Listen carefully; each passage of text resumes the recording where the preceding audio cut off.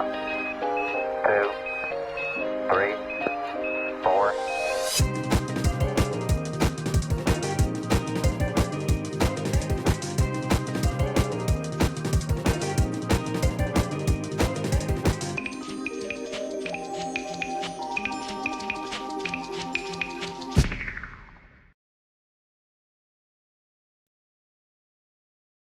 Hello? Hello? And welcome back to another episode of Breakfast with Brothers. Brothers. Back again, doing our thing, and one episode away from our fabled 50th. I know, whoever thought we would get here? Eventually we'll be at 100, and eventually we'll be at 1,000 after that. So hopefully you'll be with us that long. No, but on a serious note, episode 50 coming up, we have a giveaway coming at you guys. We're not going to be very descriptive about what the giveaway criteria is going to look like. You're going to have to listen to episode 50 and really tune in. So up until then, stay tuned. Bring yourself back for more breakfast, of course. And you can never get enough of the brothers. So please, please, please listen closely. You have a chance to win a nice little giveaway. And maybe by the end of the episode, I'll give you a little hint as to what it might be. Any hoozles, here we are, back again. Ian, hit him with the sauce. The sauce. All right. So today we're talking about if we had an unlimited amount of money, what business would we start up and why? Yep. So truthfully, Zach, why don't you start us up with your idea? 100%. I mean, I was kind of thinking about this a little bit when Ian propped up the idea earlier, but owning a Chick-fil-A. Now, hear me out. I know going into a restaurant is probably like an awful choice if I had all the money in the world given to me to go into this business. But mind you, if you are given the money to make this business, that doesn't mean you have to be there running it. You know, you could pretty much just hire out the team. You know, it's Chick-fil-A can exist as a franchise in your state. So if you just went ahead, bought the land, built up the restaurant, went ahead and, you know, got a hold of your overhead costs, like your food, obviously your workers, every piece of resource and material you'd need to actually make the food, store the food, give people drinks, etc., and then also all the equipment to make it. It's a lot of money. Apparently that number is roughly $750,000 to open a new Chick-fil-A. At least that's what I've seen looking up this info. But Wow. in thinking about that being completely absent from anything coming out of my wallet, it's not that it's a no-brainer, but I know with Chick-fil-A, I don't know if it's the first overall most popular restaurant in the world, but I know it's got to be top 5, and that's only because I feel like when Chick-fil-A is around, it's very limited. Like, there's not a lot of locations in New York except for the bigger cities, and it's a similar story in other states.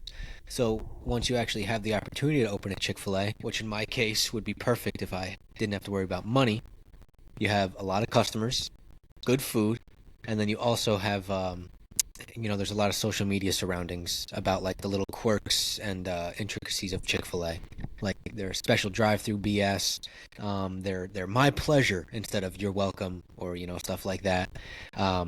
And then of course, some of their signature food items and stuff like that. But that's besides the point. Opening the Chick-fil-A would probably be the toughest part. You know, if you have the financial help, you still have to look at actually doing all the work to get to that point. So, I don't know. I don't know. What do you think, Ian? Would it be easy to actually put up the restaurant with, of course you have the money, but it's just a matter of making phone calls, doing all the logistical work, and then on top of that, it's like, well, you got your hands full for probably at least, a year, maybe 2, for construction and everything involved? I'd probably say about 2 years. Figure about a year, because most construction kind of moseys its way along, and some things are set back because of certain scenarios. Like it's not always like immediate. Like obviously best case scenario would be half a year, like fully constructed and everything set within. More than likely it's going to be fully constructed, and then it's going to be worked on an inside, made up and everything. So about a full year, maybe a year and a half, depending. I'd like and to then think obviously, they could do it in less than a year, especially if I yeah, have the money given to me. I could probably, shell out some additional dollars for not like a rush job, but hire the better people, the better trained professionals, people who can actually work with the schedule I'm on. Because I know a lot of companies, are booked out for certain periods of time that you can't even get them to actually start a project, up until that time that they're free again. So it's one of those things. I feel like if you have the capital and that freedom with that capital, you could probably shell, a couple more dollars to help those people out, or in that case, thinking about it, help your own project along. Because at the end of the day, you're just trying to urge. You're trying to push that time limit ahead as much as you can. So I feel like unlimited dollars, unlimited resources. I think they could probably get it if we're talking on a serious note of being able to throw money around, less than 6 months. I think if we really, really wanted to push it. yeah, yeah. I mean, realistically, yeah. Well, I shouldn't say realistically. Theoretically, Yes, I guess that in would be theory, great. yeah. Because I don't know if that's realistic. Who knows? Maybe all the money in the world couldn't build me a Chick-fil-A very quickly. I know there's a lot of, what do you call it? I don't know if it's. I wouldn't call it like laws, the Chick-fil-A laws, but I guess that's It's the the best I law. got. Where it's like you have to be a practicing Christian to be able to own a Chick-fil-A, and that's like, I guess, part of the requirements of like them approving your bid to franchise, and then also location based. I know in certain areas there's like a limit on the amount of Chick-fil-A's that will open, as far as like being able to create the demand, and be able to keep Chick-fil-A one of those. How do you describe it? As like something that's rare. I guess that's pretty much it. Something that you're not getting often enough, where Chick-fil-A only pops up here, pops up there. Like, for example, Syracuse has 2 locations and that's it. Rochester, I think, is in the same boat, or if not just one, which would be crazy. And I think Buffalo is in roughly the same situation. I don't know what that looks like I was down to in New York say, City, but I know they're very limited as far as like where they're popping up and then who they're saying yes to. So you got to jump through you got to play their hoop and pony show to be able to have a chance to open a Chick-fil-A. So again, I would hope financial reasons would lead me to not have to worry about it, but it's like, who knows? true. I mean, like, unlimited money to start a business. I mean, obviously, you could pretty much do anything with that then. Yes, So that's it's what like, I'm hoping, dude. I mean, of course, you want to be able to cross as many T's and dot as many I's as can, like as fast as possible. But you still have the social factor of dealing with people who are going to be hard asses, in short term, and then also people who, are just kind of, you got a group of people that may not be the sharpest tools in the shed, type thing, and you're trying to cut corners, or even if you have the money and you're trying to push it in a certain direction, there's a lot of drama and pushback, or something goes awry. So right. so many factors, I feel like. Yeah, I mean, obviously, with starting up any like restaurant business, you have to jump through a lot of hoops to begin with. Then there's also like keeping up with, I mean, it's just normal, but keeping up with health inspections as it goes on, as Yeah, well as good starting off like in a good position to be able to get a good grade for that, as well as just keeping good employees as well. So it's, I mean, on top of starting it all, then you also have to start into hiring employees, hiring managers, unless you're going to keep it more like family run, because there's some McDonald's out there that are owned by like families, That's true. and I it's, never thought about that. you know, and it's just them, like they have like either they have a big family, or they're just, they got a couple of them because they're in a small location, you know what I mean? Like Yeah. they don't need too many employees to begin with. They may also do like shorter hours because of the location they're in. In some scenarios where it's like, everything dies down by like 10 o'clock. No one else is coming after 10 o'clock, basically. In like extreme scenarios, like if you live in a very small town, with like 40 people or something, you got a McDonald's down the road owned by like a Right. family of 18. But that's an extreme case in point, but you could, run your Chick-fil-A as that. If you have a big enough family, you could just end up doing that. Yeah, But I mean, I'd be torn to go either way with that. Just if I have the money, why not just like hire a bunch of people and then I have to do little to no work to make the money? So it's like stress free. But of course, in my head, being, the person that I am, it would also be pretty cool to like run a family oriented Chick-fil-A. I mean, making food like that would probably be tough on like, your clothes smelling at the end of the day. I know working at any little restaurant or fry kitchen or bar, leaves you smelling like a certain way after you leave work, and eventually that's what your house smells like. So it's like the little things. So if I had the financial power, Chick-fil-A, as a quick summation, thank you for coming. Ian's got a business for you guys. Hopefully that's better than Chick-fil-A. I do. I wouldn't necessarily say it's better, but I would definitely open, or not even open, just start a I guess like a pocket knife company or a pocket knife business. Sick. So like some of the like bigger names, we'll just give example like Benchmade, Spyderco, Buck. What else? Kershaw. And I'm missing a bunch, but those are just some of the ones that I have myself. The only one I don't have off of the ones I listed is a Spyderco. That's the next on my grab list. But with that being said, I would definitely start up like my own business with that, just because of how much I use pocket knives to begin with, as well as knowing like what I like, what I've experienced, what I've used, what has been the best, what has been the worst, and types of metal, types of blades that they use, edges, the utility knives that have like the little serrated edges and then it goes to a flat point. Yep. So on and so forth. Endless possibilities. All the ones that I've tried, and I still need to try more. But point is, I would definitely start up that business simply because of, one, my love of pocket knives. I think they're so handy, and just, I mean, probably shouldn't do this, but I fidget with my pocket knives, like when I'm, at work or something, and I have to like wait for whatever reason. It's just kind of like something I just do, not even like thinking. It's like, oh, I'll just, grab that and just start flicking it open and closing it. Probably shouldn't do that, but I also I feel you. Sometimes you need that little fidget, and even if it's a knife, it's still, that's the thing. You've also used it so much where it's like not even a concern for you. Like you wouldn't cut yourself because of just the way you're handling it. But, Yeah. I may have cut myself once or twice.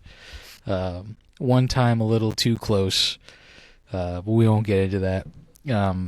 At least now I have. Your pocket knife company is way more important than past trauma. Right, exactly. Yeah, we don't need to get into that. But point is, it's like, I would have to buy, obviously machines, to, what is it? I guess mill blade. I don't know. Probably some CNC machines. Yeah, I would need some sort of, obviously, grinder, sander, grinder.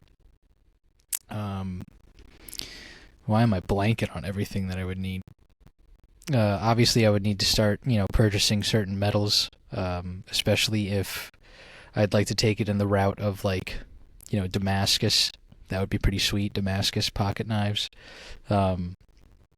They're great. They sharpen very weird.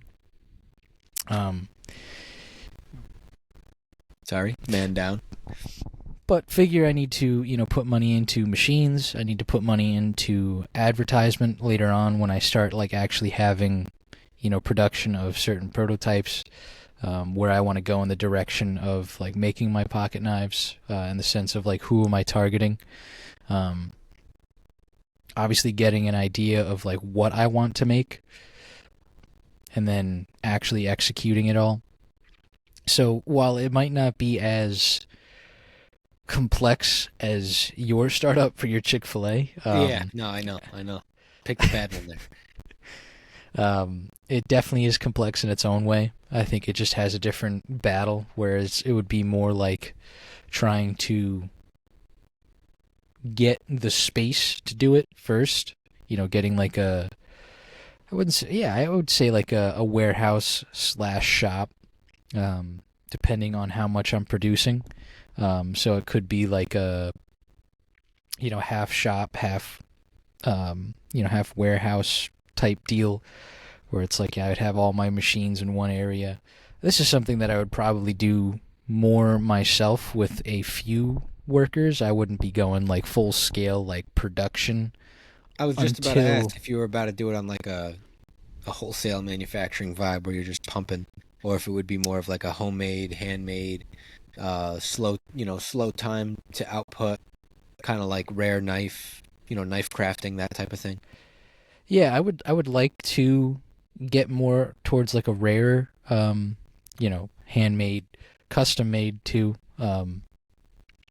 but have like a solid like list of knives that can be sent out relatively quick. Sure. I'll just toss out some numbers. So say figure I'd probably have like maybe about anywhere between 5 to like 10, like signature models. Like that is just like they can be produced relatively quickly. They still take time, but those are like our regular models. And then I'd like to say like another 5 to 10 like specialty where they're going to take some time, where it's like we're actually, these aren't ordered as much. But I think I would probably reduce, I'd probably do about 5 like standard knives and then about maybe 10 more on like the custom concepts, ideas that we've come up with, so on and so forth. So I'd say I'd have probably about like a crew of maybe 5 to 8 other guys help me out, obviously pitching their own ideas, their own concepts that they think about, and then obviously running it through me. But more than likely, if they have a great idea, it's going to be put in type deal. I think that's kind of the whole ordeal that I'm going for, being that we're going to be kind of like a smaller company. Yeah, I was gonna say the small company vibes is, it's more close knit. You know who you're working with, you know what quality they're bringing to the table, and then also you have a lot of control of what is going on. Plus, you could be more straight up with the customer. You get more. I wasn't gonna say consumer centric, but you get the people who like care about stuff like that, like the craftspeople, the people who actually want to pay money for things like that, the people that aren't going to just fork over, the likes of Temu or Amazon and just pay cheap for something that is cheap. Like people are coming to you to pay a lot for something that is worth a lot. And I think that's, there's a lot of value in being able to specialize, because then if you do that, then eventually you get to the point where your knives have gone from, hundreds of dollars to thousands of dollars, because you not only have been learning how the knife is becoming the best version of itself, but you also are now crafting something that you have been honing for, whatever it is, 5, 10, 15, 20 years. And over that amount of time, the price will go up. Of course, unless you reach a point where it's just like, all right, this is comfortable. This is something that I can live with. I don't feel like I'm ripping people off, but I also feel like this is a fair price for something that, I put my blood, sweat, and tears into type thing. Businesses like that are cool. Even if you did do that, aside from having this unlimited financial stream, that would be a cool thing. Of course, the commitment is your toughest part. But then again, if you do what you love, it won't feel like a commitment. If you hire people that mess with all that stuff, then it's just like, oh, perfect. A dude who cuts stuff. Let's go. He gets it. So I don't know. That'd be cool. Yeah, it's like the thing is like I wouldn't want, like my basis of like the 5 knives, right? Of the relatively quick to produce, relatively in comparison to the others, like they would be relatively. I keep saying relatively. I gotta stop that. Relatively. They would be somewhat like cheaper than say like some of the higher end models that I would be making, or the more custom, so that not only can you purchase a knife for, just tossing out a number, like $500, like one of the specialty knives, right? Figure you can probably get one of the standard 5 for, somewhat of a decent price, anywhere between 100 to 200. And while that might seem a lot to some people, I would say that's relatively cheap for a quality knife. Buck knives run for anywhere between about 50 to 150, which is, and they're made in USA. Obviously, there's some that aren't anymore, that are like mass produced and like put out to Walmart and such. But if like you get like their standard hunter knife, which I do have, best thing ever, and it's made in the United States. Those are, I think the one I got was about $75, which is, it's expensive for a knife, some might think, but that's like, I'm gonna have that knife probably for the next 15 years if I'm using it heavy. And I think if I take care of it and I don't like really get into it with something, I can probably last it for about 20. Like that thing can last. The thing that'll probably take it down is just keep resharpening it, so that it might bring it down to like more like 10 years in total of use. But point is like, that's a solid knife for a relatively cheap price, and you're going to have it forever, basically. Whereas like, I'm not calling anyone out, but Benchmade is a bit more expensive because of the materials they use. So of course they're going to upcharge, so they can keep production, and actually make a profit for what they're selling. Sure. And some of their knives are upwards of $500. Holy easily. Yeah. Yeah, that's wild. Like the knife I got was pretty expensive, but I know I'm gonna have that for probably just as long as the buck knife, if not longer. Depending on how I use it. That's pretty much just all based upon use. And that's kind of like my concept with my company, is like, I want to have quality materials, have it so that the common man, the regular man that might not make, as much money to be spending $300, $400, $500 on a pocket knife, can also get a quality knife for a relatively good price that will last them at least half or close to, say a more expensive knife. But I would hope the expensive knife would much outlast that, but that they can still have for the next 5 years and have a solid knife. Because most people are going to buy a pocket knife and then they're not going to look at one for quite some time, unless you're like me, who likes pocket knives, and enjoys the different uses between them. But like, most people will buy a pocket knife and then they won't need another one until either that one breaks, for whatever reason they've just grinded away at their blade, or like some other mechanism within the knife broke and they felt it was like, oh, that was cheap, I gotta get a better one. They're not going to come back to that one. No, that one's going to go on eBay or get thrown in the dump. Yeah, exactly. They're not going to go back to that brand. They're going to look for a better brand, and maybe spend a little bit more shekels. So I would like it so that one, obviously knife bought, and then hopefully down the line they come back and buy another and spend that much money again. That's the hope. Well, all you can do is hope that those people would want to continue that.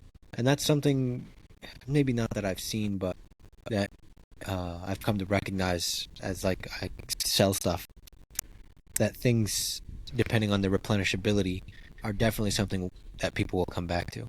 So like, for example, if you're going to make a knife that's going to last a certain amount of time, and in this case we'll just say 10 years for some random throwaway number, that's when you're going to want to like start really hunkering down on like fat prices, and not to rip people off, but to be able to show that your knife is worth quality, and this price is going to be like this decade subscription, something that you're only ever going to have to replace every 10 years of your life type vibe. And maybe that's something you can use as a sales pitch, who knows.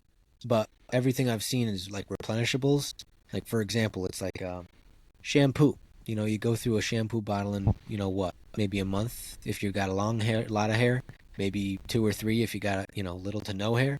And that's one of those things, just as a quick example, that people will always come back to, especially if they, have ingredients they like in that shampoo, or maybe they like the way it smells, whatever. And that goes for anything across the board. It doesn't have to be shampoo. Again, just an example. But with your knives, like that would be, something where you could really feed into a specific niche of people. And I think that's what would be cool about having a business where you have unlimited finances. Sorry, not limited.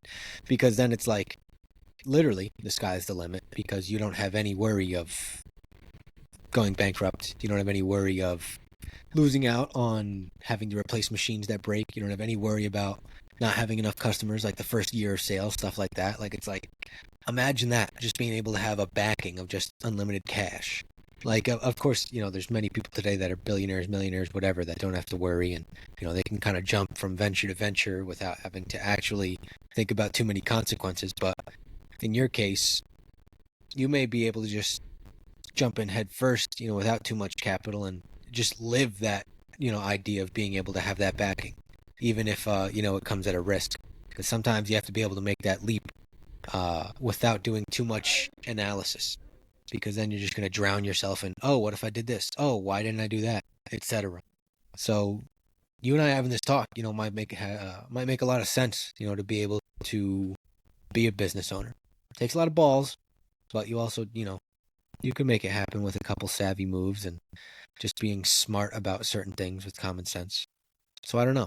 Knives, dude. Yeah, could be a good vibe. Could be the move. Could be the rock and roller.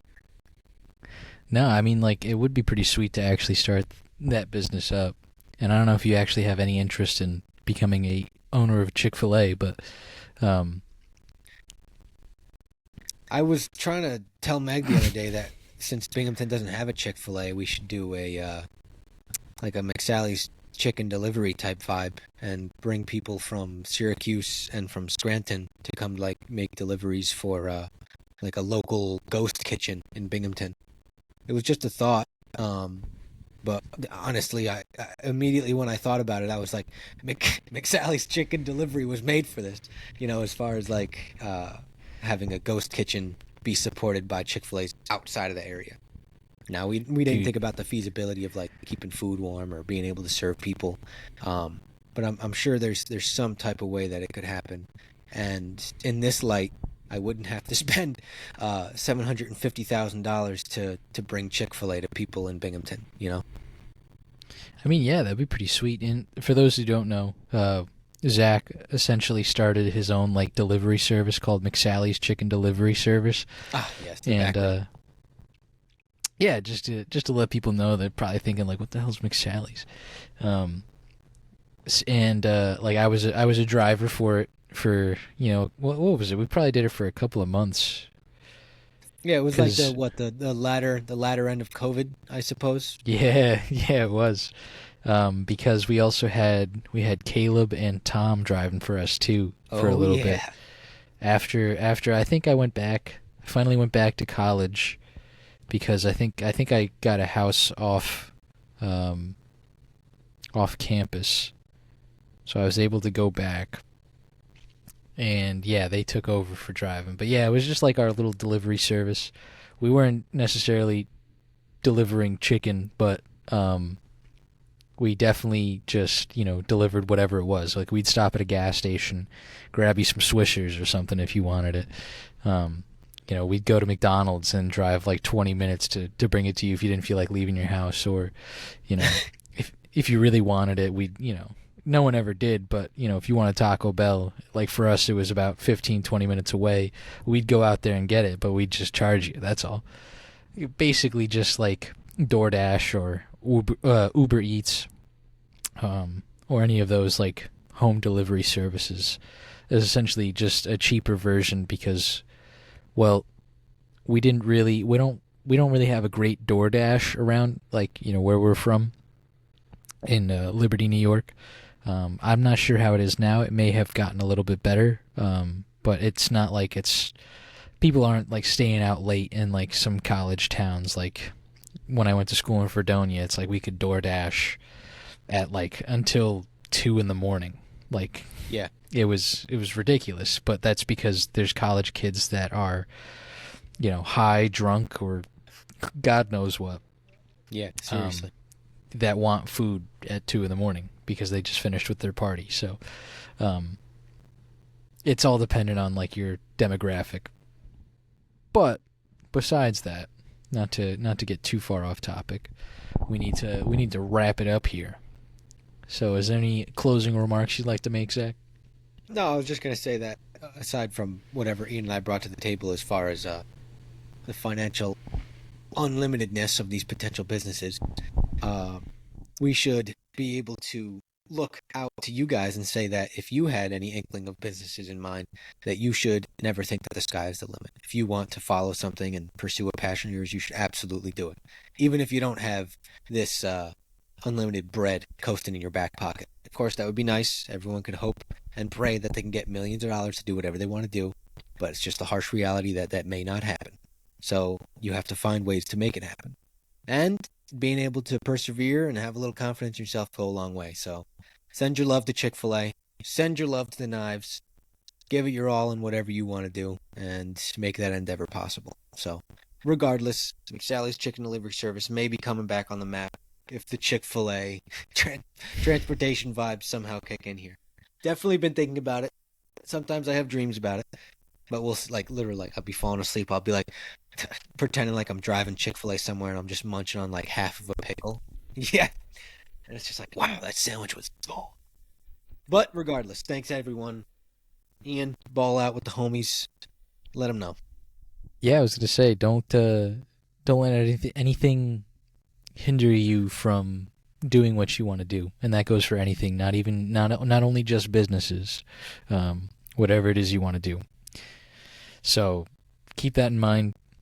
Don't think of the what ifs. Think of the what could you do. And on that note, thank you guys so much for tuning in today. And, as always, if you're listening on YouTube, check us out on Spotify. Give us a follow over there. If you're listening on Spotify, check us out on YouTube. Subscribe to us if you haven't already. And, we talked about the 50th episode coming up. Just want to remind everyone, if you've made it this far, just, keep a heads up. Zach will probably be posting something online. Whether it's on the Facebook page or our own personal Facebook pages. Same with Twitter, X. And I think that's kind of like where, our only posts are really going, I think. So keep an eye out, see what's happening. As you know, with our last giveaway, it's going to be within the episode. That's probably what we're going to do again. We might think of something, but keep your eyes peeled. Listen, see, smell, taste. But on that note, we'll catch you guys on the flippy flop. So peace out.